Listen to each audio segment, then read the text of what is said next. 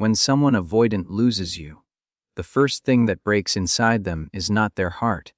It is their control, because for so long they survived love by keeping it at a safe distance, close enough to feel wanted, far enough to never feel exposed. And when the breakup happens, or when you finally stop trying, the distance they used to hide behind stops protecting them. And that is where the real pain begins. At first they may look calm, even relieved. And that is the part that can make you question your value. But you were never worthless. You were simply loving someone whose nervous system interprets closeness like danger. So the moment the relationship ends, they don't instantly feel romance. They feel silence. And silence feels like safety. For a little while, they tell themselves they are fine, they distract, they stay busy, they act unbothered, and they cling to the idea that the door is still open, that you are still reachable, that if they ever want to step back in, you will be there, because you always were. But what really hurts them starts in a small moment, a moment you don't witness, a moment that looks ordinary from the outside. They pick up their phone without thinking. They type something casual. They check your profile. They test the space where you used to be. And the pain lands when they realize you are not responding the same. You are not feeding the connection the same. Your energy is not available the same. And that small difference hits them like a sudden cold wind.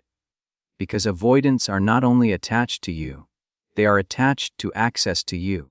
And access is what made them feel powerful, without needing to be brave. You have to understand this. An avoidant can handle conflict.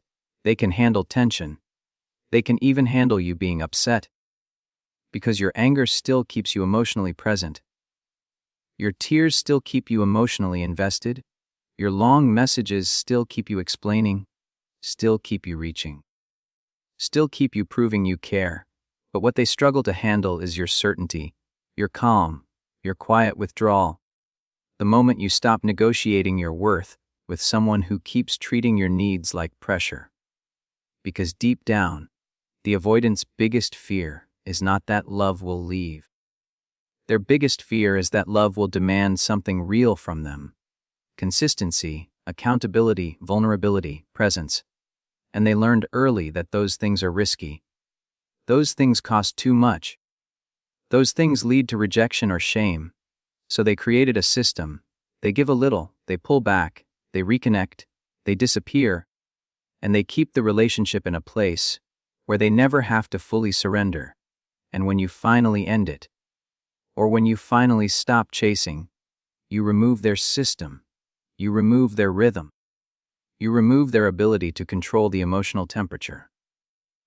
So what really hurts is the loss of the in-between place where they could keep you close without truly holding you. The place where they could receive love without paying the full emotional price. The place where they could be wanted while still pretending they didn't need anyone. And when that place disappears, they feel exposed, not to you, but to themselves. And this is where the delayed grief begins, because avoidants don't process pain the way anxious hearts do. Anxious hearts feel everything at once. They cry, they spiral, they replay every moment, they blame themselves, they bargain, they beg, they break. But avoidants often delay the emotional impact. They intellectualize, they compartmentalize, they move on quickly on the surface, not because they didn't feel, but because feeling was never safe, and what is not safe gets locked away. That locked away pain starts to leak later. When they come home to an empty room and realize no one is waiting. When something good happens and there is no one to share it with. When they are sick or tired or overwhelmed and there is no soft place to land. When they realize that your love was not only affection, it was regulation. You helped their world feel calmer. You offered warmth in a way they could tolerate. You made their life easier, without asking for too much at first. You were the steady presence that let them pretend they were independent. And the loss of that is what shakes them. Because now they are alone with their own emotions, and their own emotions are the thing they never learned to sit with. They don't just miss you.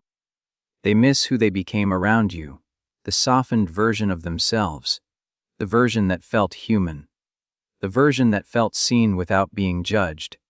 And that is why their pain comes out sideways. They feel restless, they feel irritated, they feel numb, they feel bored, they feel an H they cannot name. And when they cannot name it, they caught 'em. They call it space. They call it peace. But it doesn't feel peaceful, it feels empty. Then comes the moment that really cuts, the moment they see you moving forward without them. Not to punish them, not to prove anything, but because you finally chose yourself.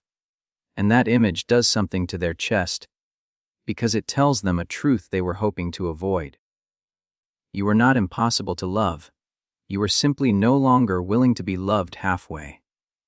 And if they have any heart at all, they start replaying the parts of you they took for granted. Not your dramatic moments, not the fights, but the quiet loyalty, the way you stayed patient, the way you tried to understand, the way you gave them room, the way you forgave the delays, the way you kept showing up even when you felt alone beside them. And that is where regret starts, not as romance, but as realization. Realization that you weren't asking for perfection. You were asking for effort. Realization that you weren't too much. You were finally asking for the basics. Realization that you didn't leave because you stopped loving them. You left because loving them was costing you your self-respect. And that is the wound that stays, because it creates a mirror. And mirrors are terrifying for people who survive by avoiding their reflection. The mirror says, you lost someone who would have stayed if you had simply been emotionally courageous. The mirror says, you didn't lose them to another person. You lost them to your own fear. The mirror says, the pattern is not bad luck. The pattern is you. So what really hurts an avoidant after a breakup is not just missing you. It is realizing they cannot keep the benefits of love without the bravery of love. It is realizing that the distance they used as protection is also the distance that destroys intimacy. It is realizing that freedom without connection is not healing. It is isolation. And when they finally feel that truth, it hits late. It hits quietly. It hits at night. It hits when distractions run out. And if you are already gone for real, that pain becomes the consequence they can no longer escape. What really hurts an avoidant after a breakup is not the moment you walk away. It is the moment they realize you are no longer emotionally available to be managed. Because for so long the relationship wasn't built on equal intimacy. It was built on a pattern. You reached, they withdrew, you explained. They went quiet, you forgave, they reset. And even when you were hurting, your love was still predictable. Your presence was still accessible. Your heart was still open enough for them to test it whenever they felt lonely. In the beginning, they often mistake numbness for strength. They call it peace. They call it clarity. They tell themselves they are finally free from pressure. And you can feel that from the outside. You can sense how quickly they detach. And it makes you feel like you were easy to lose. But you were not easy to lose. You were simply loving someone whose nervous system learned that closeness equals danger. So when the breakup happens, their first instinct is to calm the danger, not to mourn the love. But the problem is, you were not just a person they dated, you were the person who carried the emotional weight they avoided. You were the one who brought depth, repair, warmth, softness, and meaning into spaces they didn't know how to hold on their own. And when you leave, that doesn't hurt them in a romantic movie way. It hurts them in a slow, unsettling way. Like a room that used to feel warm suddenly feeling cold. Like a life that used to feel buffered suddenly feeling sharp. Because for an avoidant, love can feel like a spotlight. And they learn to survive by staying out of the light. They learn to keep their feelings in a locked room. They learn to give just enough to keep connection, but never enough to be truly seen. And when you break up, The locked room doesn't disappear, it gets quieter, and in that quiet, they can hear something they hate hearing, their own emotional truth. What hurts is not only losing you, it is losing the version of you that made their avoidance feel harmless. Because you were the one who made it easy for them to stay the same. You were the one who lowered the consequences.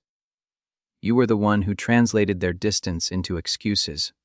You were the one who turned inconsistency into "they're just stressed." You were the one who accepted crumbs and called it patience.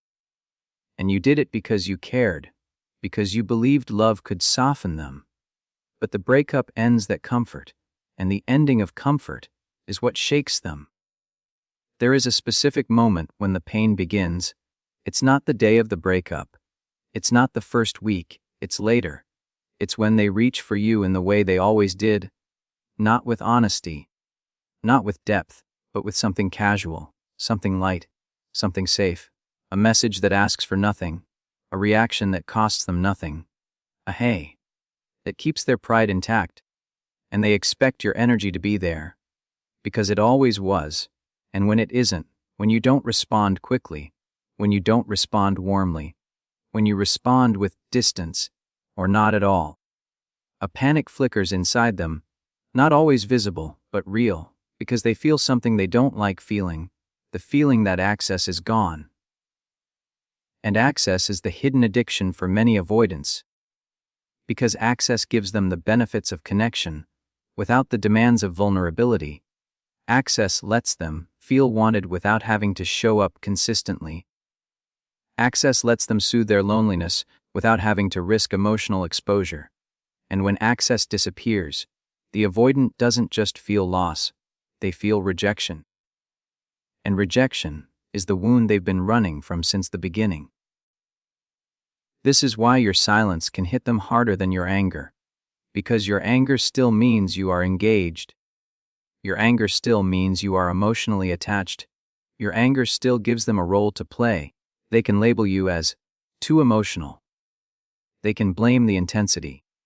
They can avoid accountability by focusing on your reaction. But your silence gives them nothing to argue with, nothing to manage, nothing to control. Your silence is certainty. And certainty is terrifying to an avoidant, because certainty closes the door that they kept half open for their own safety. Then comes another layer of pain, the layer they rarely talk about. The grief of being truly seen and still losing you. Because at some point in the relationship, you probably did see the real them. You saw the softness under the armor. You saw the fear under the distance. You saw the tenderness they tried to hide. And you didn't shame them for it, you didn't punish them for it, you loved them through it. And that creates a very specific kind of imprint on a person.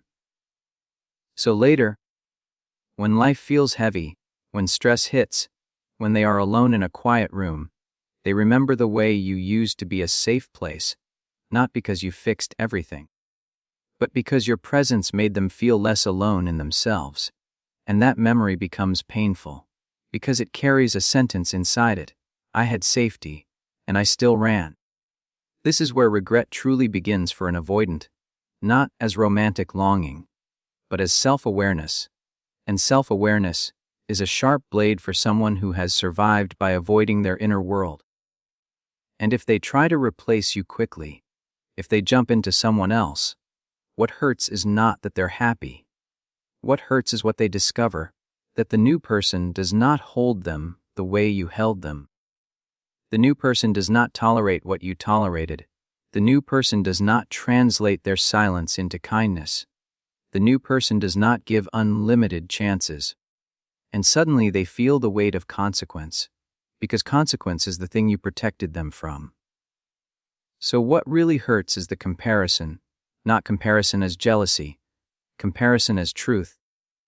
The truth that you were rare, the truth that you loved with endurance, the truth that you tried to build instead of escape, the truth that you didn't leave because you stopped caring, you left because you started choosing yourself.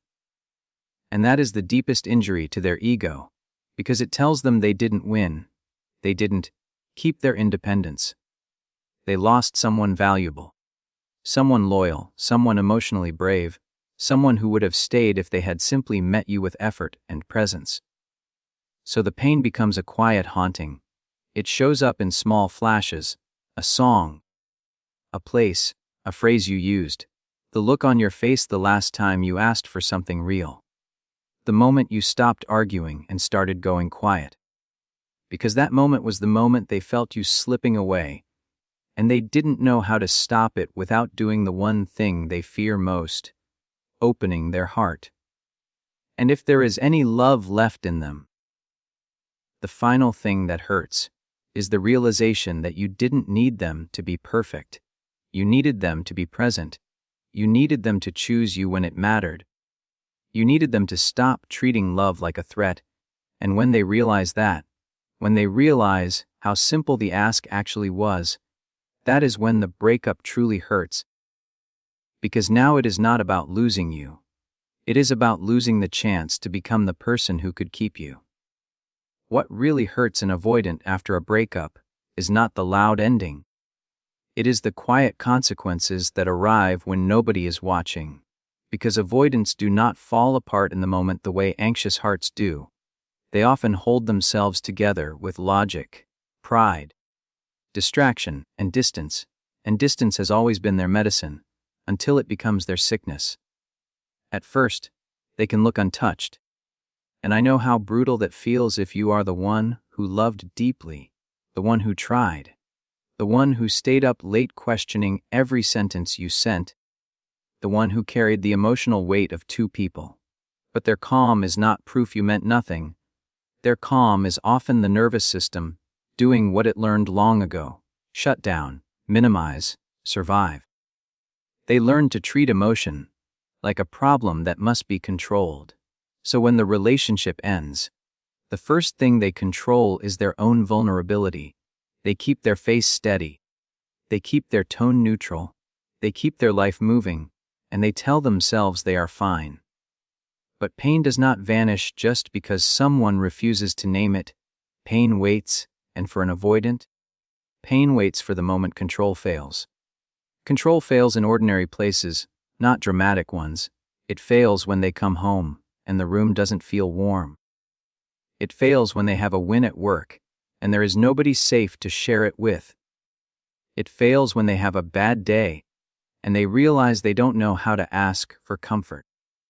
It fails when they scroll their phone and reach for you without even thinking, because you became part of their emotional routine, even if they pretended you weren't.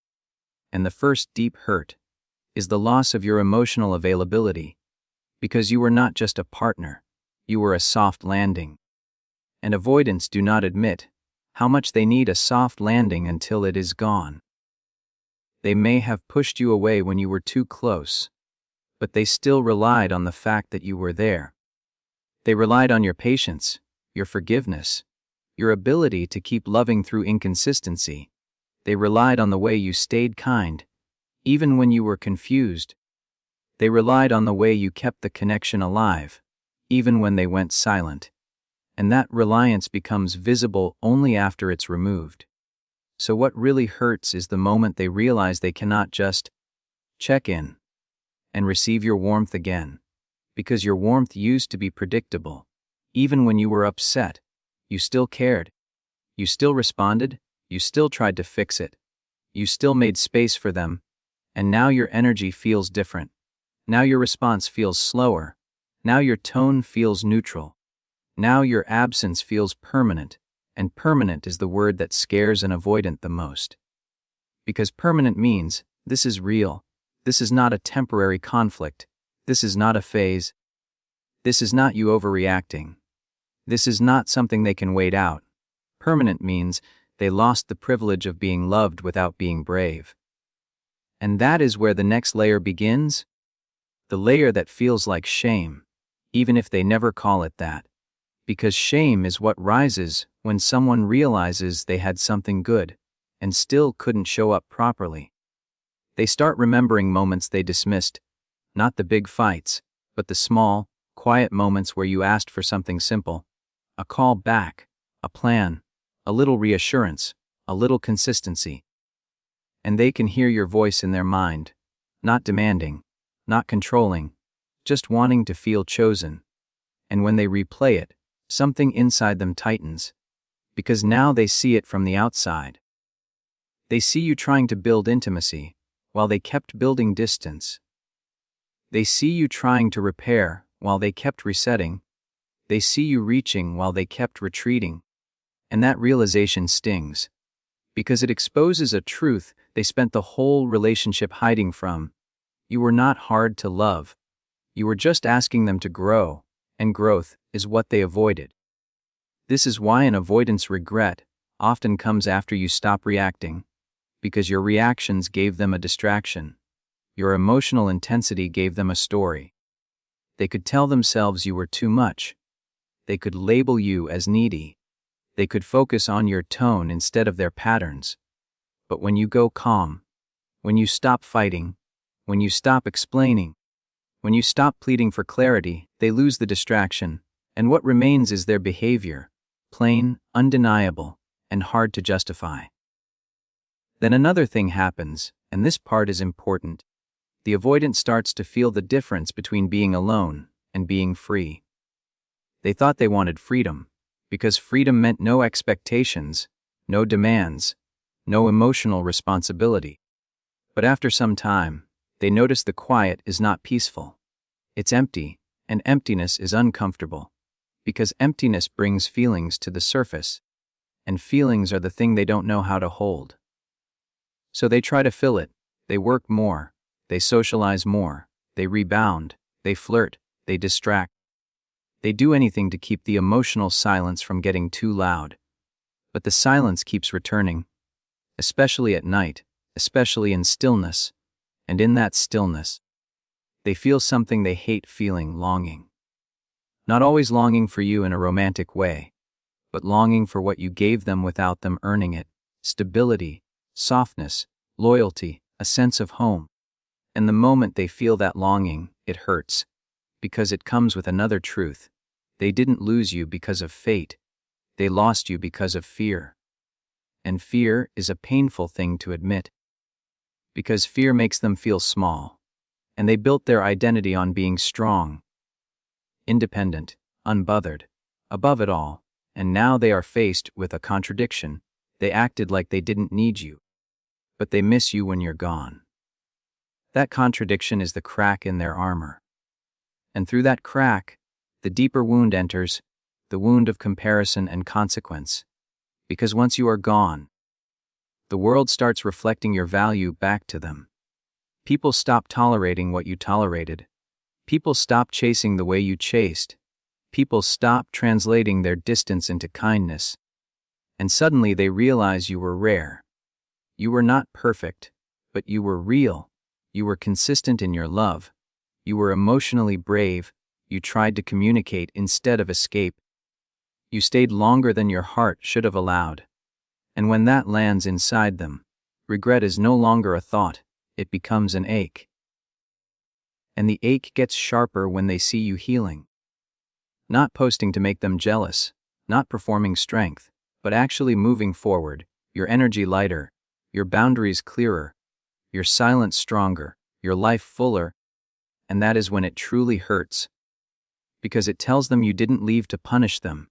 You left to save yourself. And the final cut is this: the avoidant realizes they didn't just lose a partner. They lost a chance. A chance to be loved in a way that could have softened them. A chance to become someone who could hold intimacy without running. A chance to experience a relationship where love was not a battlefield, but a home, and realizing you were willing to build that home with them, while they kept standing outside the door. That is a pain they cannot blame on you, a pain they cannot outsmart, a pain that sits quietly in their chest and reminds them of what fear cost them.